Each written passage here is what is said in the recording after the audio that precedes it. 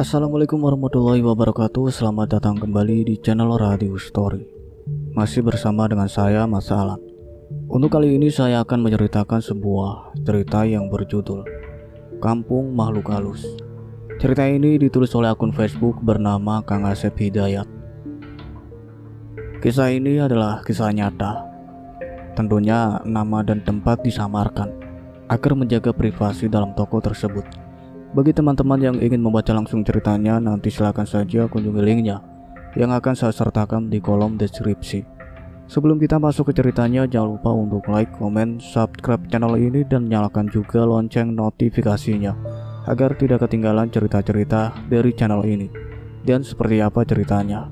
Mari kita dengarkan.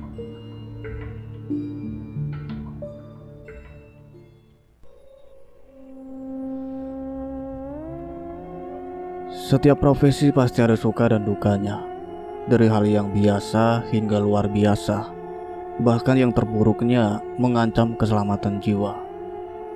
Hari Minggu tanggal 21 Agustus 2022, sekitar pukul 9 malam, aku mendapat tugas untuk berjaga di lokasi di mana beberapa hari akan dilaksanakan outbound para siswa polisi baru. Dengan penuh semangat serta tanggung jawab, aku melaksanakannya walau ya manusiawi ada rasa yang berbeda. Bagaimana tidak, aku harus berjaga di lokasi yang sekelilingnya hutan berbukit. Tiba di lokasi sekitar jam 9 malam. Menuju ke lokasi, aku harus berjalan kaki karena akses kendaraan tidak dapat sampai di sana. Setibanya di lokasi, jujur ada rasa was-was karena memang begitu banyak pengalaman bertugas selama 22 tahun. Tapi yang kali ini entah hanya perasaanku saja atau bagaimana, aku merasakan seakan banyak mata yang tengah memperhatikanku di lokasi tersebut. Suasana malam yang sudah pasti sunyi karena memang di dalam hutan. Sunyi dalam artian dari aktivitas manusia, namun ramai dari suara berbagai macam binatang malam, bersahutan yang entah suara binatang apa saja. Aku berjaga di sebuah tenda yang didirikan untuk dijadikan sebagai pos untuk kegiatan esok pagi. Dari dalam tenda yang terbuka, aku sapukan pandangan ke sekeliling area tenda yang terjangkau oleh mata. Hanya kegelapan malam. Sebelum duduk standby di bawah tenda, terlebih dahulu aku mengecek segala peralatan yang di dalam tenda. Suasananya sangat gelap dan saat itu aku hanya mengandalkan cahaya senter saja. Setelah aku perhatikan satu demi satu barang-barang, akhirnya pandangan mataku tertuju pada mesin genset. Aku cek mesin genset itu dan ternyata masih ada bahan bakarnya, walau tidaklah banyak dan tidak akan cukup hingga esok pagi. Tapi lumayanlah untuk beberapa jam, demikian pikirku. Mesin genset aku hidupkan. Alhamdulillah dapat menerangi tenda dan sekitarnya.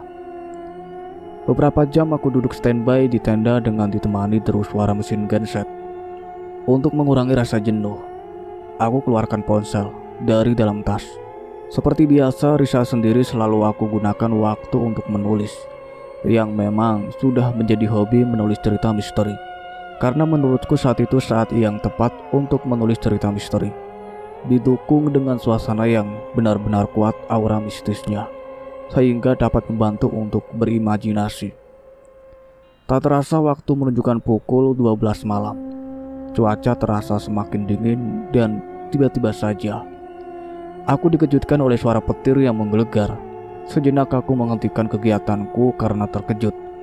Aku sapukan pandangan ke sekeliling yang terlihat begitu gelap gulita. Sesekali ada cahaya kilat di langit. Angin dingin sedikit kencang mulai menderu menimbulkan suara gemerisik dedaunan diterpa angin. Tiba-tiba saja ponselku berdering. Jujur di situasi demikian, aku sangat terkejut mendengar suara dering ponsel. Aku lihat di layar ponsel dan ternyata istriku yang menelpon, yang kebetulan malam itu istriku juga sedang bertugas. Tumben, jam segini nelpon, pakai video call lagi. Demikian pikirku. Assalamualaikum bunda, ada apa? Tanyaku setelah telepon aku terima. Waalaikumsalam. Nggak ada apa-apa, cuma lagi inget sama ayah saja. Ayah tugas sama siapa? Tanya istriku. Ayah sendiri, Bun. Tapi sebenarnya ayah berdua. Cuma karena hujan, teman ayah masuk ke dalam mobil, Bun. Demikian jawabku kepadanya. Ayah, hati-hati ya. Bunda kok nggak enak perasaan melihat ayah sendiri di sana. Ucapnya mengkhawatirkanku. Iya Bun, tenang aja. Ayah bawa ini kok. Jawabku seraya menunjukkan senjata ke layar ponsel. Tujuanku agar istriku tenang. Kira-kira jam 1 malam, akhirnya mesin genset itu mati. Karena bahan bakarnya sudah habis. Kembali suasana di tenda dan sekitarnya menjadi gelap gulita. Sesaat aku hanya duduk di dalam tenda. Tidak berusaha menghidupkan senter atau lentera yang memang ada beberapa lentera minyak di sana. Aku memandang ke arah depan berusaha menembus gelapnya malam. Namun tetap saja aku tidak melihat apa-apa selain kegelapan. Kembali kilatan cahaya petir di langit walau hanya hitungan detik. Lumayan dapat menerangi sedikit bumi. Di saat itulah jelas aku lihat sosok tinggi besar dan hitam berdiri di depan tenda yang terbuka itu. Sosok itu sepertinya menghadap ke arahku. Astagfirullah. Aku terkejut sembari beristighfar. Seketika aku nyalakan senter yang memang berada di atas mejaku. Cahaya senter yang lumayan terang aku sorotkan ke segala arah. Namun sosok yang terlihat olehku tidak terlihat lagi di hadapanku. Aku beranjak dari kursi dan berdiri di sana. Ada rasa perasaan tak nyaman, atau tepatnya ada rasa takut, walau itu jarang sekali merasuk ke jiwaku. Namun perasaan takut itu aku lawan. Karena saat itu, walau aku takut, tidak ada yang bisa aku lakukan selain berusaha menguatkan diri. Dengan cara terus berzikir dalam hati, memohon perlindungan darinya. Setelah yakin tidak terlihat lagi, aku mengambil 2 lentera minyak dan langsung aku nyalakan. Kemudian kedua lentera itu aku letakkan di atas meja. Lumayan, sedikit menerangi di bawah tenda.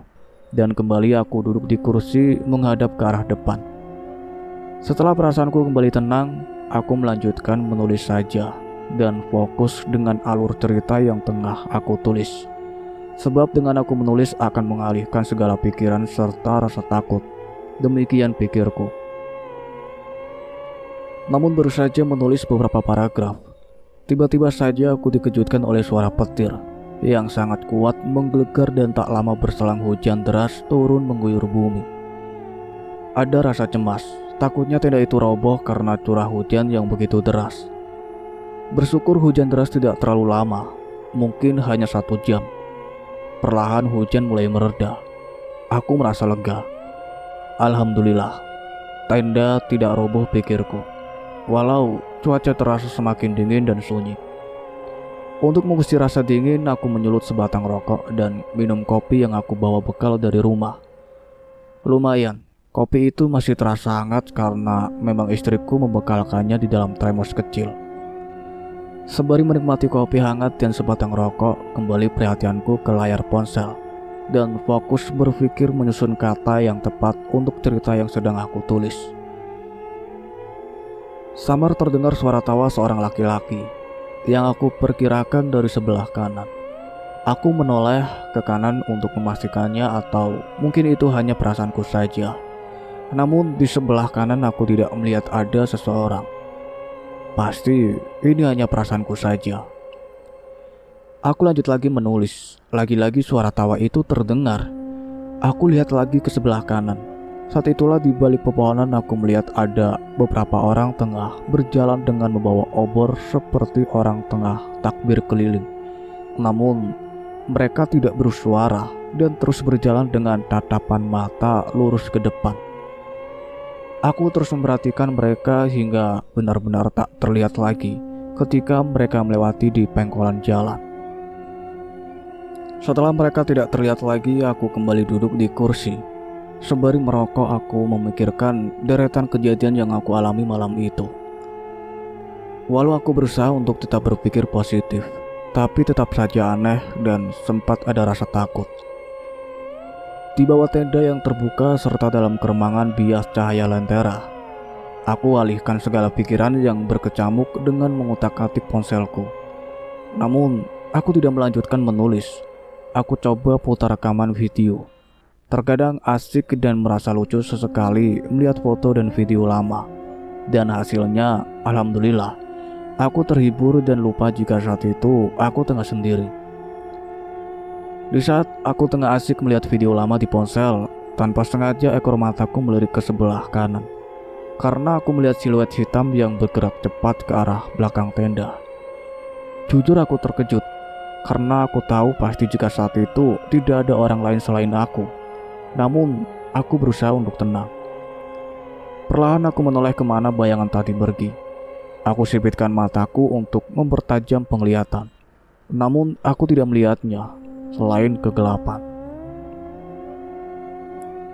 Aneh, bayangan apa tadi ya? Kalaupun itu bayangan di belakangku, seharusnya ada seseorang yang melintas di antara lentera dengan aku. Sementara lentera itu di atas meja yang jaraknya hanya beberapa jengkal saja denganku. Jadi itu tidak mungkin bayangan. Demikian pikirku menganalisa apa yang baru saja aku lihat. Seketika bulu romaku meremang, ditambah tiba-tiba saja tenda bergoyang pelan, walau jelas saat itu tidak ada angin kencang berhembus. Aku mulai paham bahwa saat itu aku kedatangan tamu. Lalu aku berbisik pelan. Aku di sini menjalankan tugas. Mohon maaf jika merasa terganggu dan jangan ganggu aku.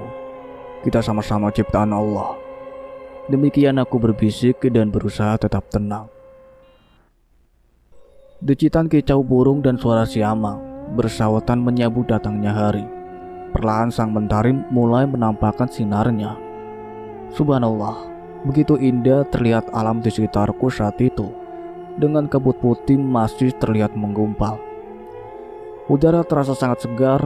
Aku melangkah keluar dari tenda dan berjalan ke sebelah kanan. Kira-kira 20 meter dari tenda.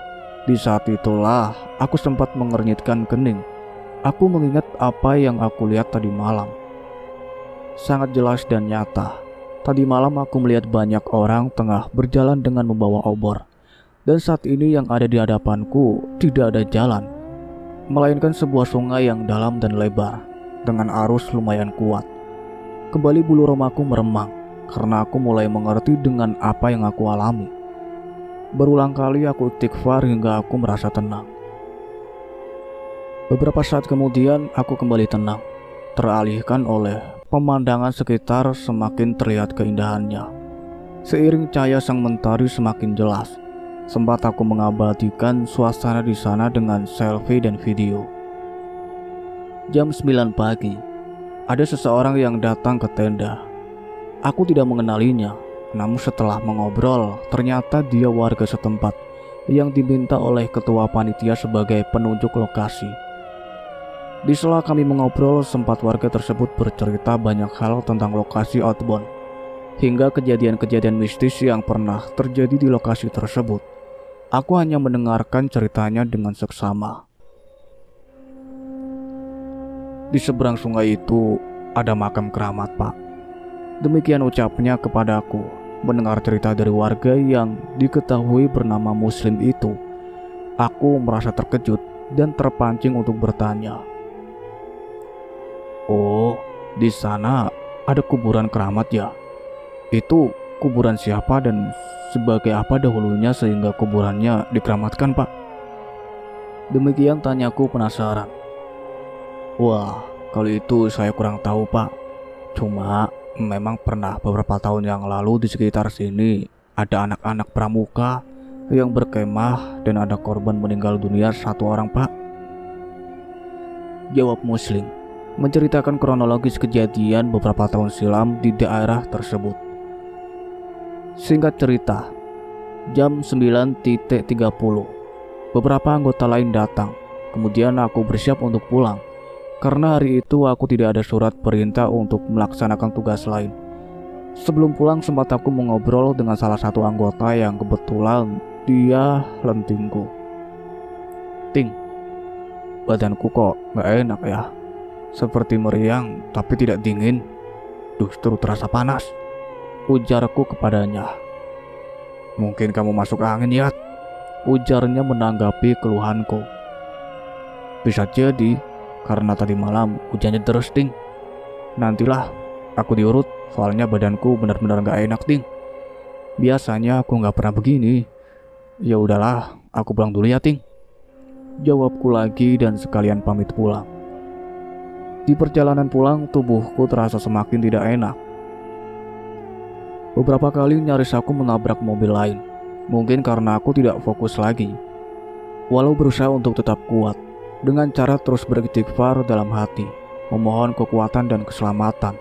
Karena perjalananku masih jauh, kira-kira 80 km lagi ke kota Pekanbaru. Akhirnya alhamdulillah aku tiba di rumah dengan selamat. Setibanya di rumah, aku langsung masuk ke dalam kamar dan bebersih diri. Namun ketika membuka baju hendak mandi, aku terkejut melihat tubuhku penuh dengan bentolan berwarna merah.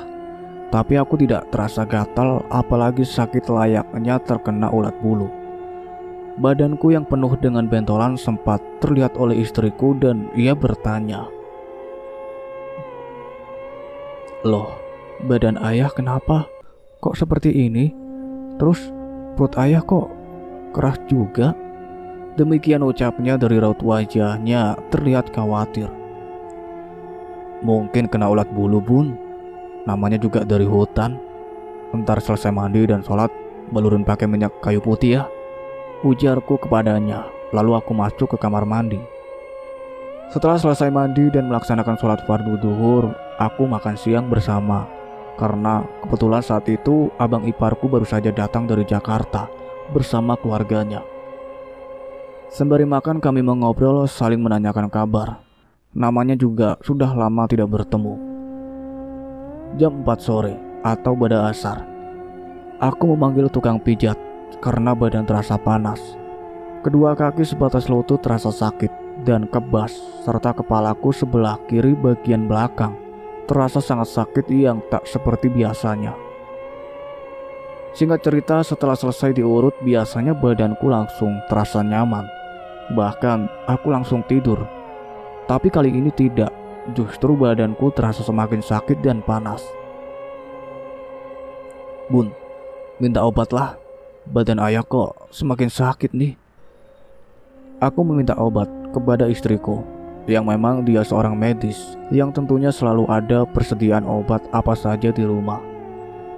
Setelah minum obat, aku langsung istirahat sebentar. Aku berusaha untuk kuat, soalnya aku merasa tidak enak jika berlama-lama di kamar. Karena abang iparku dari jauh datang dan sudah lumayan lama tidak bertemu. Tentunya sangat asik bercengkrama, mengobrol bersama. Selepas waktu isya, walau badan belum ada perubahan membaik, aku paksakan keluar dari kamar dan bergabung bersama yang lain di ruang keluarga. Di saat kami tengah mengobrol, tiba-tiba saja kepalaku terasa sakit yang teramat sangat. Jujur, aku belum pernah merasakan sakit seperti yang aku rasakan saat itu, hingga sulit untuk menggambarkan bagaimana sakit yang aku rasakan. Kepalaku sebelah kiri bagian belakang sakit, bagi dihujam dengan besi tajam lalu dikorek-korek. Sakitnya bercampur rasa pedih, tentu saja seketika aku menjerit histeris. "Astagfirullah, ya Allah, sakit ya Allah." Demikian ucapku sembari terhuyung dan bersujud di lantai. Melihat hal itu, tentu saja keluargaku yang berada di rumah terkejut dan panik. Mereka berusaha untuk menolongku dengan membawa aku ke rumah sakit. Namun aku menolak karena aku berpikir jika aku sakit biasa, mungkin tidak akan lama jika aku diberi obat lagi. Entah sudah berapa banyak obat yang aku minum, dari obat biasa hingga obat paten. Bahkan sempat aku dipasang infus oleh istriku, badan dikerok oleh adik ipar, dan entah apalagi banyak ramuan yang diberikan kepadaku. Namun tetap saja aku masih sakit, seakan obat-obat yang aku makan tidak berfungsi sama sekali. Jam 4 subuh istriku sudah tak mampu lagi menanganiku. Akhirnya atas perundingan keluarga aku dipaksa dibawa ke rumah sakit. Aku tak menolak, karena memang saat itu aku sudah tidak sadar lagi. Aku tulis seisi ini berdasarkan keterangan dari istri dan keluargaku. Setibanya di rumah sakit, aku langsung ditangani oleh tenaga medis. Entah apa saja alat yang dipasang di badanku, entah jenis apa saja obat yang dimasukkan ke badanku. Namun, tetap saja tidak ada perubahan membaik. Bahkan hasil lab dinyatakan jika tidak terlihat penyakit. Hingga dokter jadi heran akan diriku. Setelah diobservasi beberapa jam, aku memilih untuk pulang saja karena menurutku ini sia-sia saja. Biaya terus berjalan karena itu rumah sakit swasta yang tidak bekerja sama dengan BPJS. Sementara aku tetap sakit, demikian pikirku. Masih di rumah sakit sekitar jam 5 subuh. Istriku yang seorang tenaga medis memang tidak pernah percaya dengan hal lain selain ilmu medis. Mulai terlihat putus asa bukan tanpa alasan. Ia mulai bingung. Semua cara medis sudah dilakukan, namun sama sekali tidak ada perubahan. Aku terus menjerit karena sakit. Akhirnya istriku menelpon lentingku yang saat terakhir aku bertugas bersamanya. Hasil dari sharing dengan lentingku, ia menyarankan agar aku dibawa ke daerah di mana lokasi aku bertugas kemarin untuk berobat kampung kepada seorang ustadz di sana. Setelah keluar dari rumah sakit dan dalam perjalanan pulang ke rumah, terdengar suara ponselku berdering dan dilihat oleh istriku. Ternyata lentingku yang menelpon. Telepon diangkat oleh istriku karena memang sejak aku sakit, aku tak mampu lagi untuk melakukan hal lain. Untuk menahan rasa sakit saja, aku sudah tak kuat. Lentingku menelpon bermaksud agar segera aku dibawa ke sana, dan ia sudah menunggu di rumah ustadz yang dimaksud.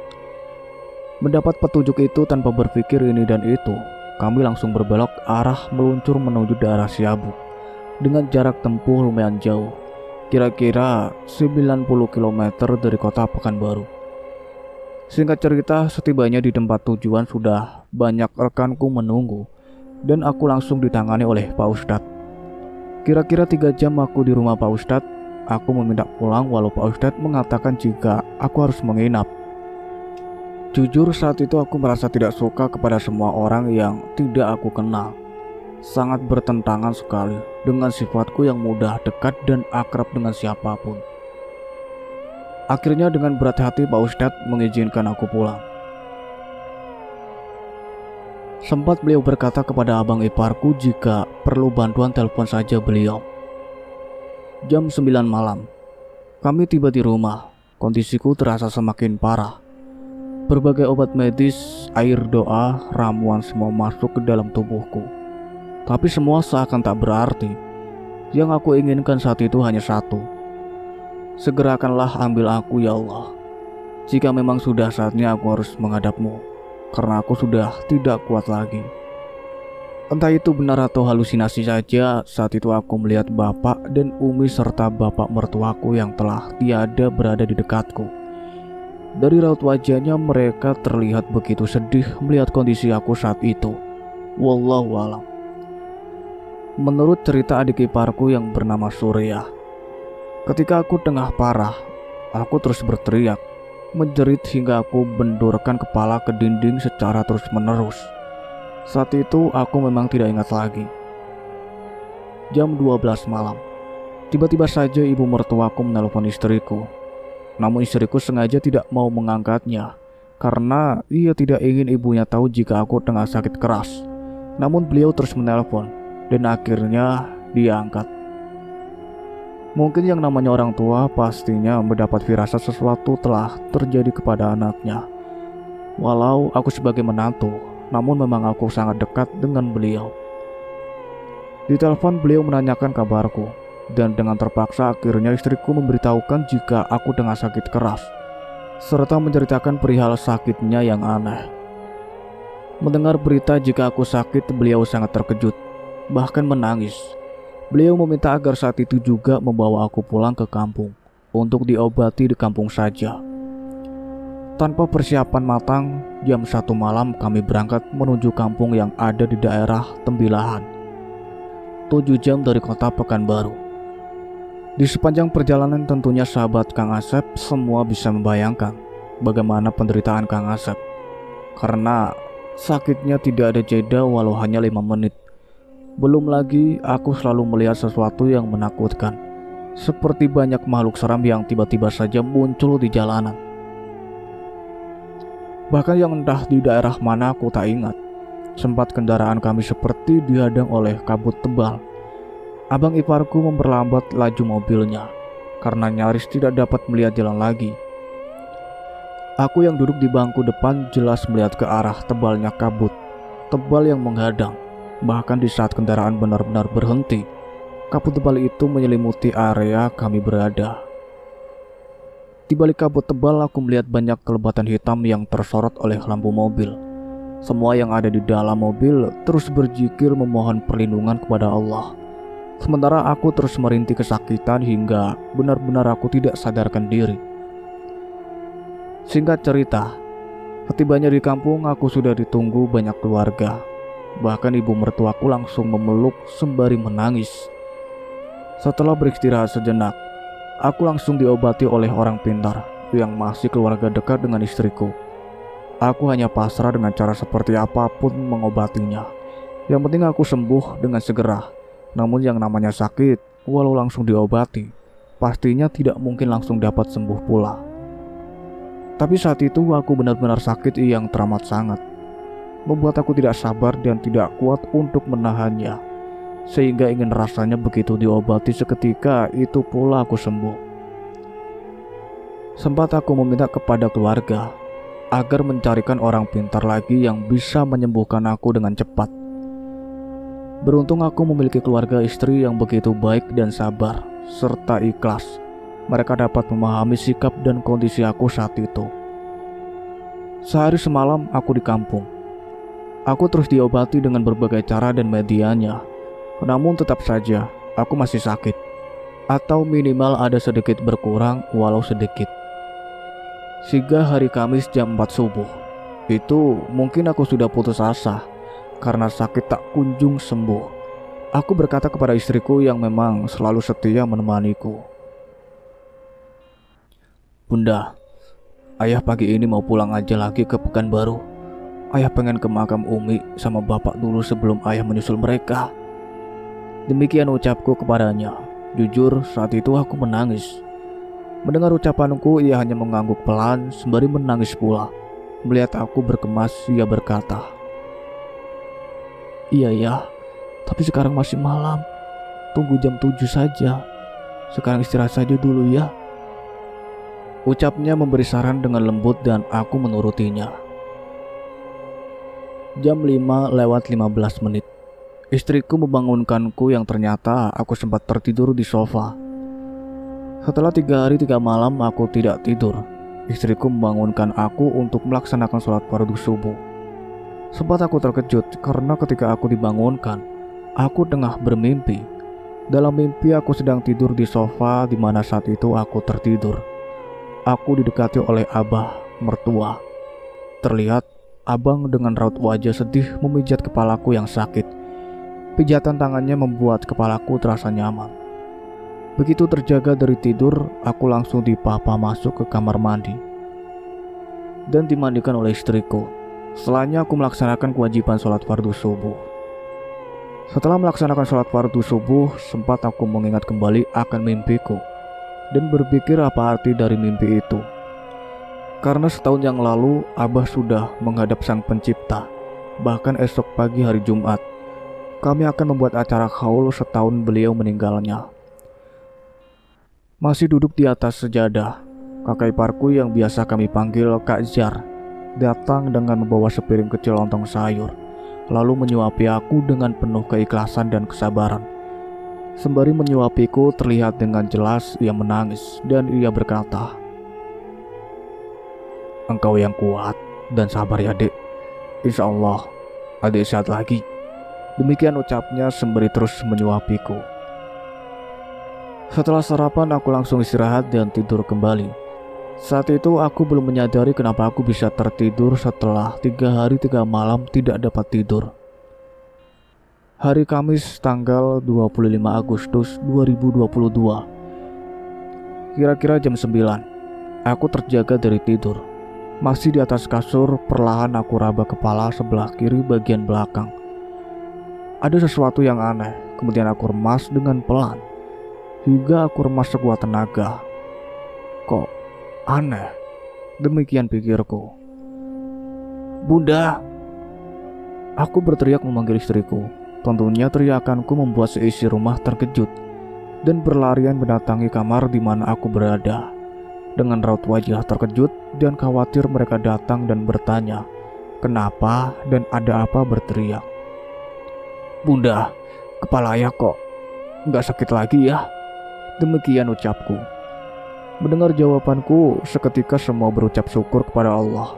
Bahkan ibu mertuaku hingga bersujud. Kemudian beliau memelukku seraya berkata, Alhamdulillah, kalau udah sembuh nak. Ucapnya. Terlihat bening air matanya terus mengalir membasahi pipi tuanya. Melihat ibu mertua menangis karena aku, sungguh hatiku merasa sedih. Tak tega rasanya karena aku, beliau menumpahkan air matanya. Ya Allah, panjangkanlah umurnya dan sehatkanlah beliau. Demikian hatiku memohon kepada Allah untuk ibu mertuaku yang begitu baik dan sangat menyayangiku. Beberapa hari aku di kampung. Alhamdulillah kesehatanku semakin membaik. Walau ya dalam sehari masih saja aku kambuh, namun aku tetap bersyukur daripada sebelumnya. Kurang lebih seminggu di kampung, aku merasa risau dengan pekerjaan di kantor. Karena ketika aku berangkat ke kampung sama sekali tidak memberi kabar atau izin kepada pimpinan. Karena itulah aku memutuskan untuk segera pulang ke kota Pekanbaru. Walau sehari sebelum berangkat sempat komandan menelpon dan masih memberi waktu untukku berobat dan istirahat. Namun aku tetap memutuskan untuk pulang saja. Selain itu orang pintar yang mengobati mengatakan jika makhluk yang telah mengganggu aku belum pergi jauh, ada kemungkinan mereka akan datang lagi.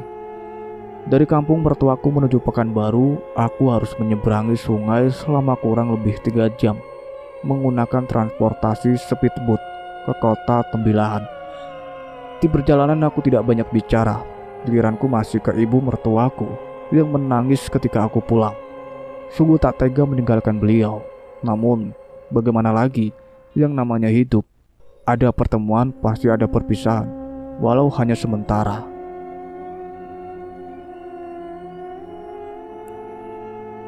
Cukup sekian ceritanya sampai di sini. Nantikan kelanjutan ceritanya. Saya akhiri. Wassalamualaikum warahmatullahi wabarakatuh.